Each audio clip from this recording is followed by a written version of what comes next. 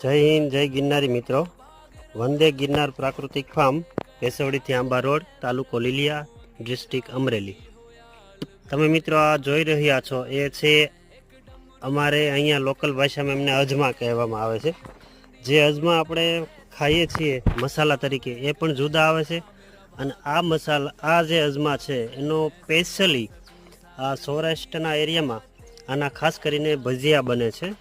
ભજીયા બનાવવામાં ઉપયોગ થાય છે. આ અજમા પણ પેલા અજમાની જેવા જ ગુણમાં તીક્ષ્ણ અને રૂક્ષણ હોવાથી એમને ઉધરસ, શરદી, કફ વગેરે જે કફજન્ય રોગો છે એમાં ખૂબ જ અકસીર માનવામાં આવે છે.